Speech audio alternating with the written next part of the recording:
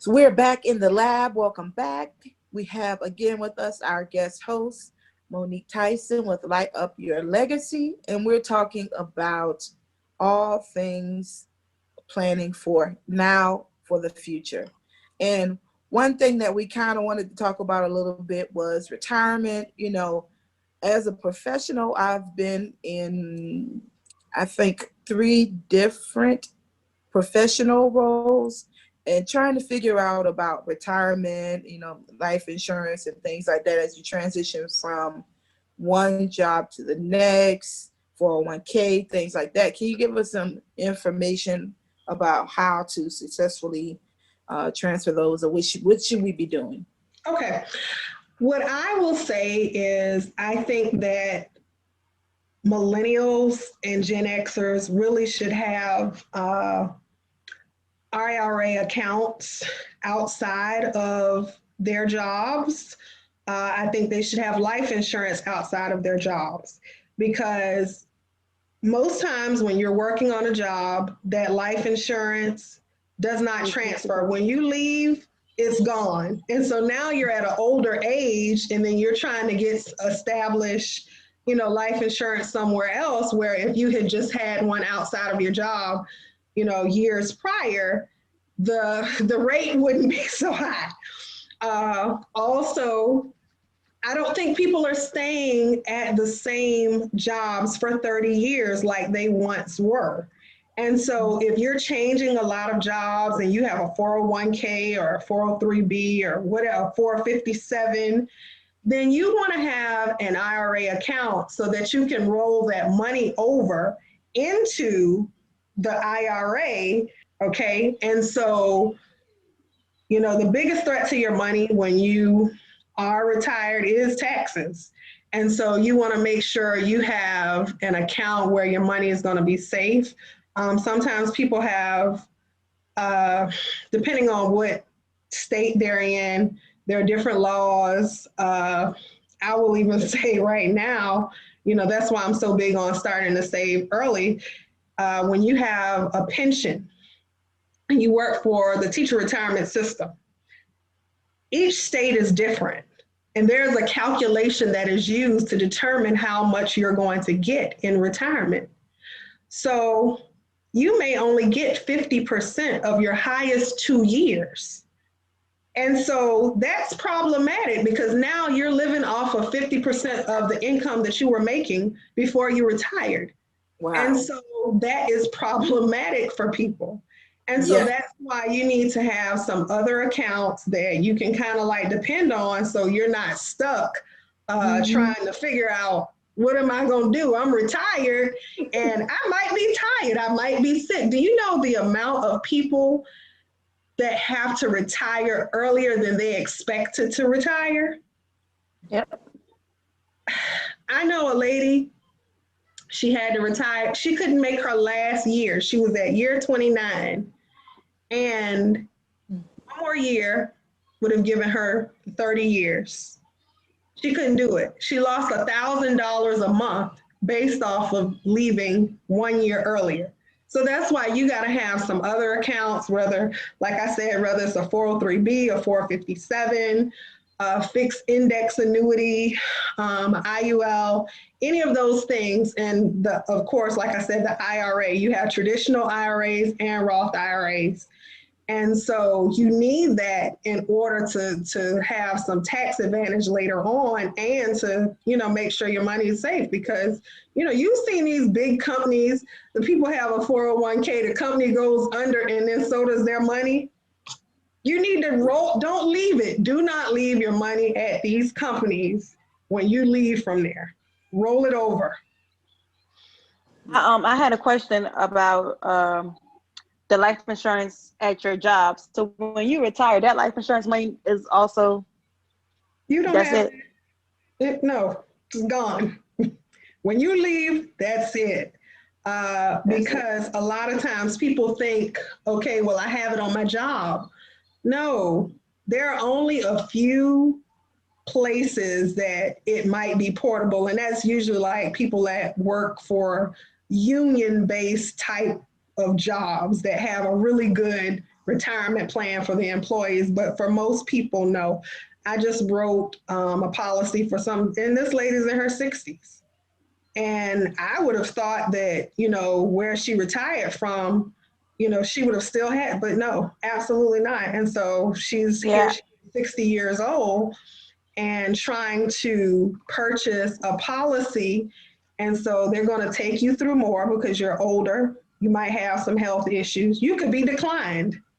And, it's sad. So that's why I always tell young people, start while you're young, get you something outside of your job. The reason why I asked that, just a coworker of mine, she's deceased now, but last year she retired and she passed away. Well, I'm sorry, 2019 and 2020 from COVID. So yeah. Yeah. So yeah, it doesn't typically go with you. You actually don't own the policies that are on your jobs. Mm-hmm. It doesn't technically belong to you. It technically belongs to them. Right. And that's why it's usually at a much lower rate. Right. Because they're contributing something. And so people think, oh, well, it didn't cost this much for my job, and it's because it didn't belong to you. Right. So, time is of the essence with all of this. Really quickly, can you talk about how COVID has impacted kind of what you do and what you see and the types of things that you're working on with people who may have, being diagnosed with COVID and then, there may be no recovery for them, or folks that have died from COVID? Okay. Well, what I will tell you is, like I said, time is of the essence for some companies. For one of the companies, they stopped writing. They wouldn't take any applications for people that were 75 or over. Okay. For some companies where they may not have asked for a medical at 55 or 56, but for that particular plan, now if you're 55 and over, you have to go through the medical underwriting, whereas you may not have had to do that before.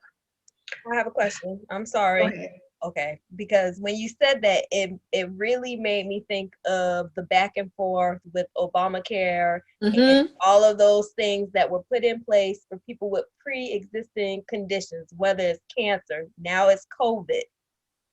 Was that due to the rollback of a lot of those policies? I don't think it was necessarily due to the rollback of those policies, because that's mainly with healthcare, Obamacare and that sort of thing. And it doesn't necessarily always cross over into life, health insurance and life insurance. They're really separate entities, but they do look at your medical background when you're a certain age and unless you're getting a guaranteed issue policy. And so what a guaranteed issue policy is, it's usually no more than 50,000. Okay. And so guaranteed issue is generally really like a final expense plan. And so usually they cost a little bit more, especially because there are people that are older that are getting those. But I think that each company has been different. Some people have put things out and then they've retracted it later because they felt more comfortable. There might be a waiting period of, say, 3 to 6 months.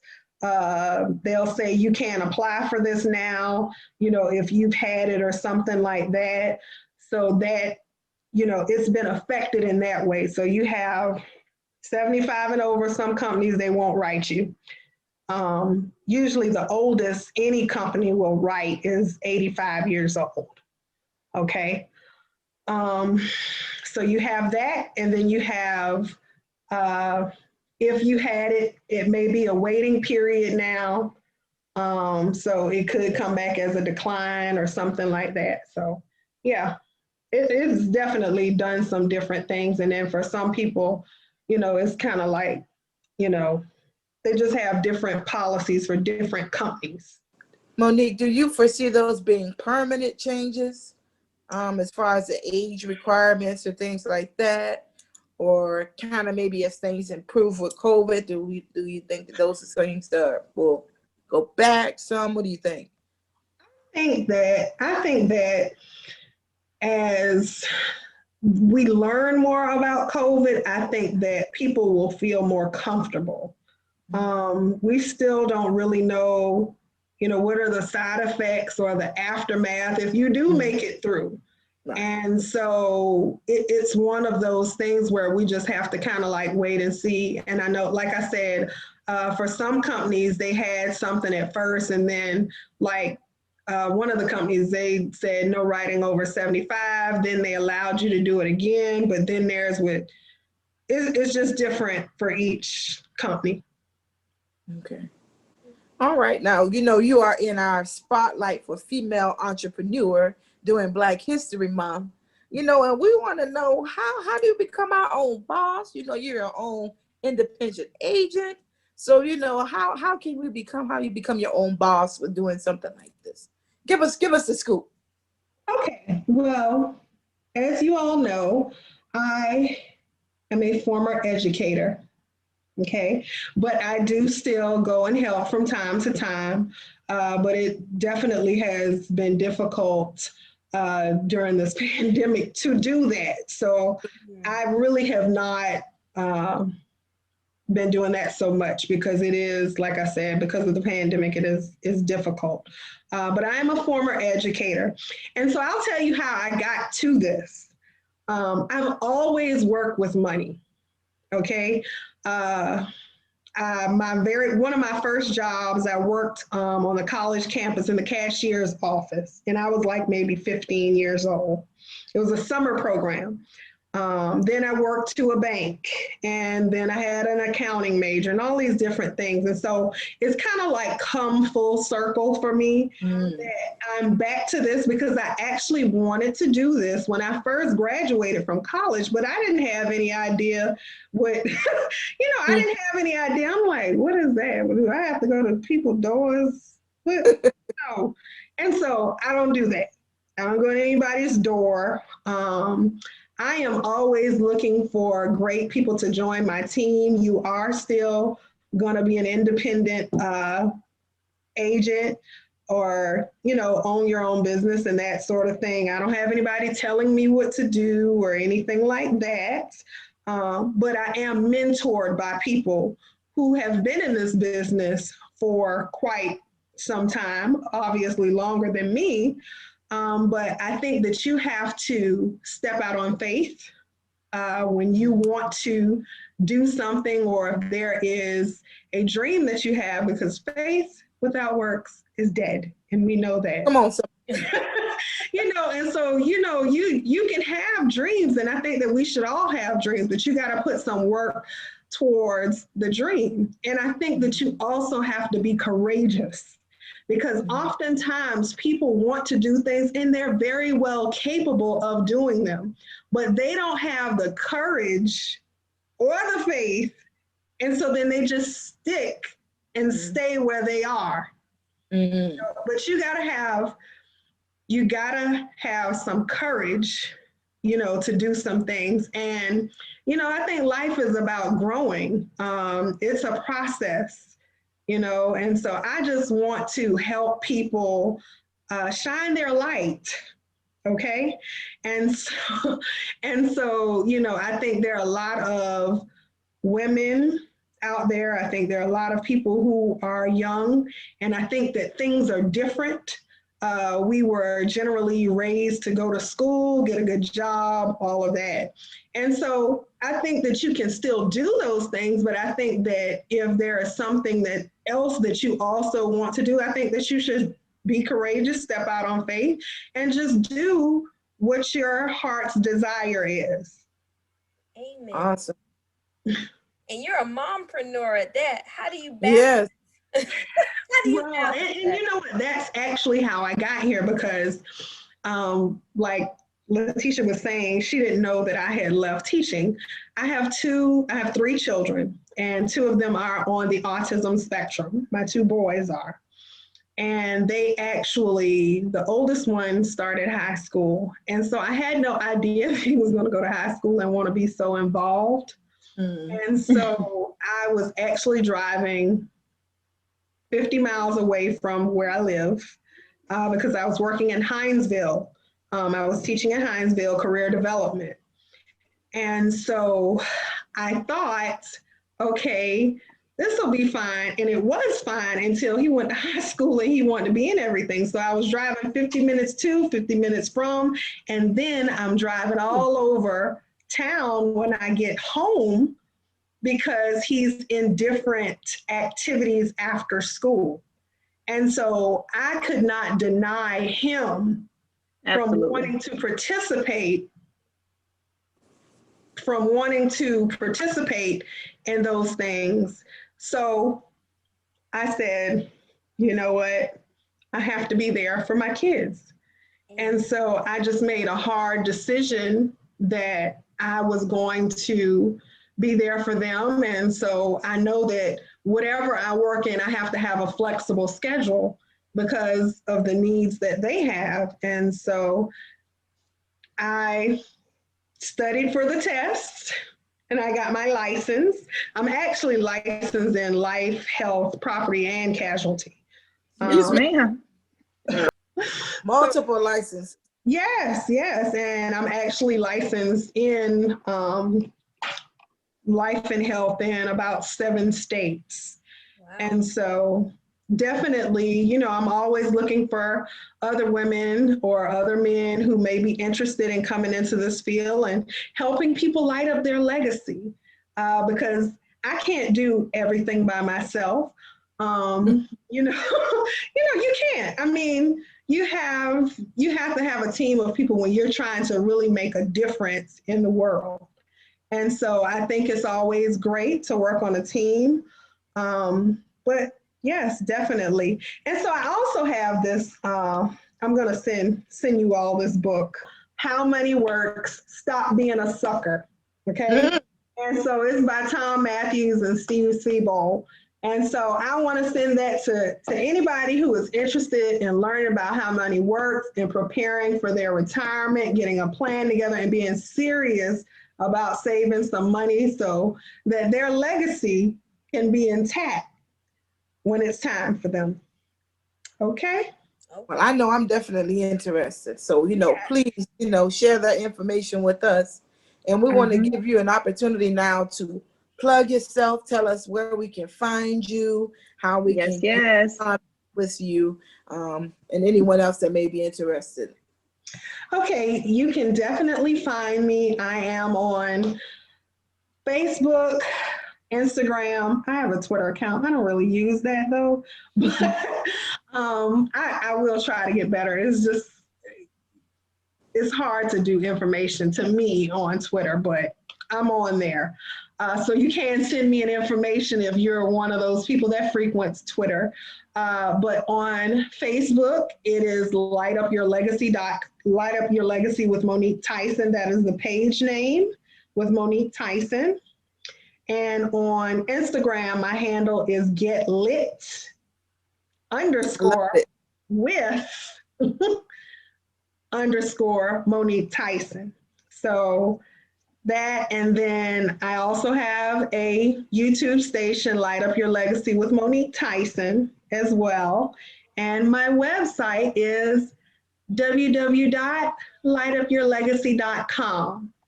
So you can find me on all of those social media outlets as well as the website, and you can contact me or leave a message or reach out to me that way.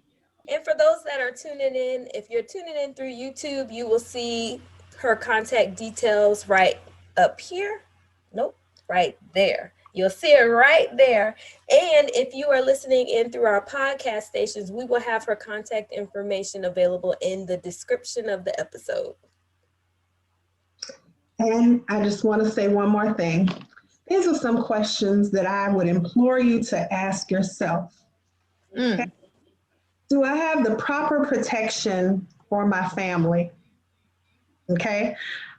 If you become ill and you cannot work, do you have a plan in place to cover the cost of expenses that you will incur and your other monthly expenses. And also, what percentage of your pension or your 401k will you receive in retirement? Those are all questions that we need to ask ourselves seriously. Thank you for having me. Thank Thank you. you so much. I think this is a great place to leave it. Thank you so much, Monique. We appreciate you being our guest host tonight. Yes, thank you all so much for having me on. It's been wonderful with you ladies. Well, once again, thank you all for tuning into another episode of the Lab Review. We're so thankful to Monique Tyson, our guest interview for this evening, and being in the spotlight for a female entrepreneur during this Black History Month. Thank you so much. Once again, we're your hosts, Ari, La Ramsey, and Britt. And thank you, Monique, for staying along with us for the ride. Thank you. Bye.